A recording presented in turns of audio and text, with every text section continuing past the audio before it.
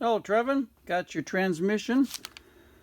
I scraped the paint off so we can get the transmission number, N7510866. The N is part of the Mercedes nomenclature for a standard transmission. And this 75 is the year it was used or made, 1957. And then there's your actual transmission number. So let's do some investigating. Let's see. Well, okay. First thing that comes to mind is the shift bushings have taken quite a shift attaching points have taken quite a bit of abuse here. And the only thing I know to do is to drill these out and then install plastic bushings, which will give you a nice positive engagement and no slop. I don't know of anyone that's reproduced these things, but I'll double check. But that's what I believe is the course of action. I'll check on the Ponton site. Next thing we'll do is let's open it up and see what we got.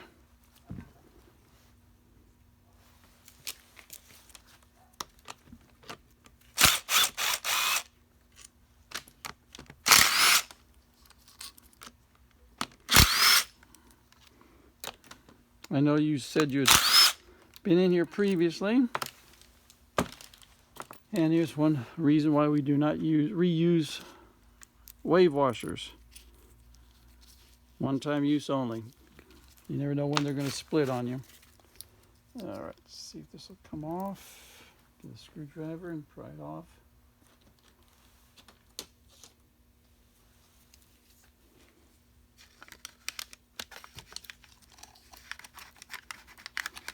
You notice they got little slots right there to help you put a screwdriver in there and pry it off the pins.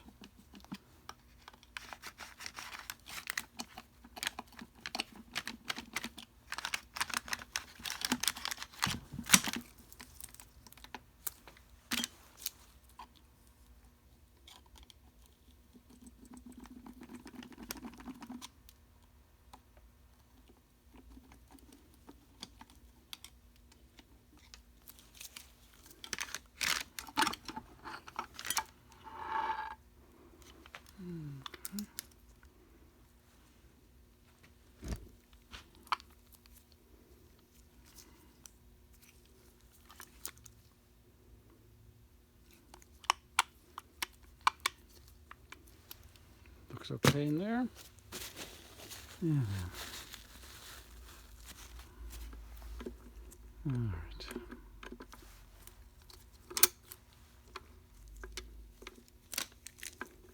Yeah, I know you said you'd been in here and reassembled it and got it locked up, so. All right. See if we can see anything of interest.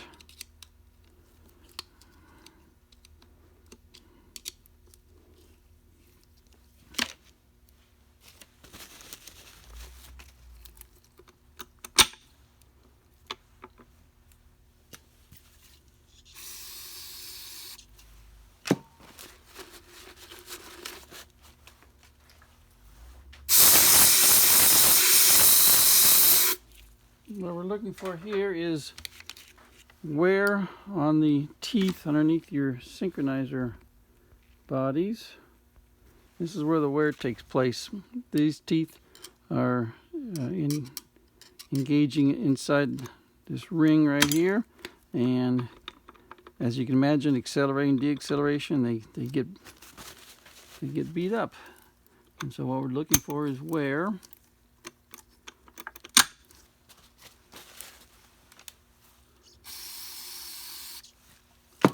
In addition to the sloppiness here, that gets worn out. These get worn out multiple ways, sliding back and forth and rotating. And there you can see perhaps you can see the wear here. These teeth have got pretty good divots in them right here. They're supposed to be square all the way across here, and maybe you can see the divot right there. I wonder if I can get it even closer. Yeah, I think you can see it. Anyway, divots right along here where they're worn. So you hit that, I'm sliding along and then hit a ridge right there. Right, okay. That's great, thank you very much. All right, see ya.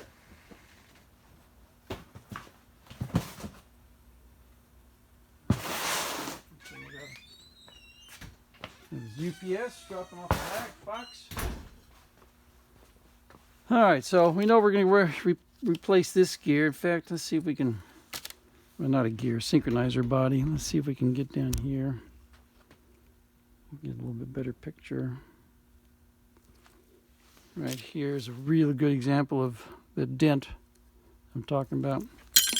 So let's go on to this. Now this is first and second here, and what this does is handles reverse. So when you move your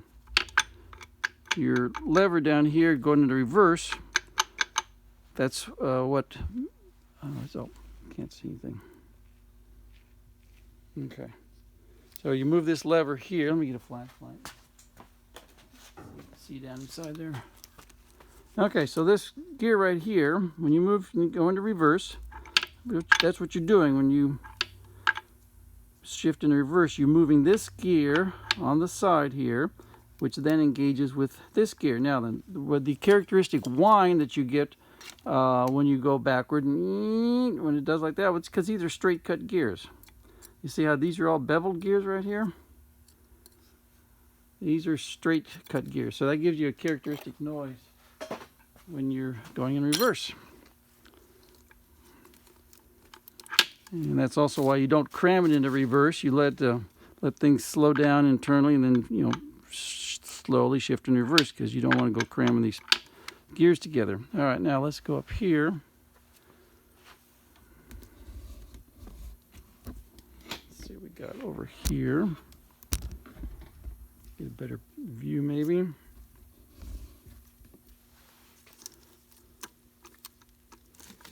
See if we can get this to go into gear. All right, and you can see the wear on these as well.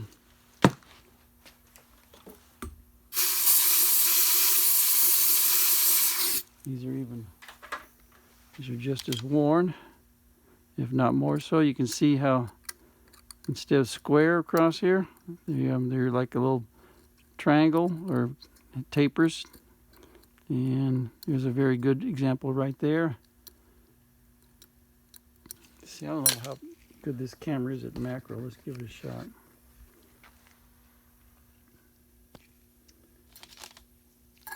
Okay, see that wear right there? Takes a long time to get this kind of wear on these teeth. So you got some pretty good mileage on this one. All right. So we're going to get 2 synchronizer bodies for a fact, and we'll replace all the synchro rings. I'll get them off and double check. And there is a way to measure, but while you're in there, just put in new ones, because they wear internally, and then as this gap right here tightens up, that's the more they wear. And just a quick explanation what's going on. You're zip along, drive along, and I wish I could move this one to 2, but all these things are moving internally. In addition to, you've got a counter shaft on the bottom, which is also moving. You can just barely see the counter shaft underneath here. There's a gear right down there, from the counter shaft. All right, so that's moving. The main shaft is moving, and ordinarily this moves independently of this. Obviously this one does move independently, but this one's not, because it's locked up on the main shaft here. And that's one of the problems when you take these things apart and reassemble them. If you get this out of alignment by about 2 millimeters, parts internally slip out of place and it locks things up. So what you're doing is all these the 2 shafts and all these gears are turning at different speeds, and then you want to shift gears, and somehow you want to make this thing shift make something shift into another gear, which is spinning at a different speed. And you want to make these two gears and these two shafts that are spinning at different speeds start spinning, come together and start spinning at the same time. And that's what these synchronizer rings do. They produce drag, and they start to align the respective shifting bodies and allow you to shift from one to the other. They slow the gears down or speed them up to where they are running at the same speed, and then you can shift. Now so that's what you're doing is making things line up to where they will shift without crunching gears. And that's why you don't want to go speed shifting through these transmissions, because it puts a whole bunch of wear, a whole bunch of stress on the respective parts, forcing them to go together when they are not ready to. And once again, you can see the indentations right here.